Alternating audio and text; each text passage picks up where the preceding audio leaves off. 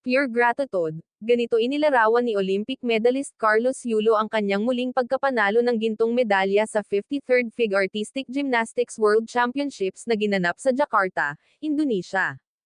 Ayon kay Kaloy, I honestly don't know how to start this caption.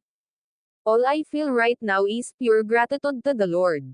Dagdag pa niya, I'm beyond grateful and thankful, Lord, for all the challenges you've allowed me to experience, for guiding me, and for blessing me with this kind of talent to share with the world. Nagpasalamat din si Kaloy sa pagbibigay umano sa kanya ng mga taong tunay na sinusuportahan at minamahal siya.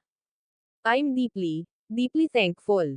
Samantala hindi naman maitago ni Chloe San Jose ang kanyang tuwa at pagmamalaki sa panibagong tagumpay ng kanyang kasintahan na si Carlos Yulo matapos muling magningning ang pangalan nito sa mundo ng gymnastics.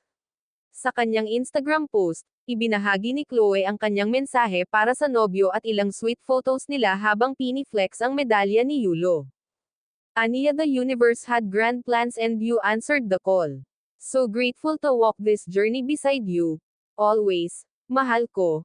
Sweet na tugon, ni Kaloy, thank you, my cheerleader.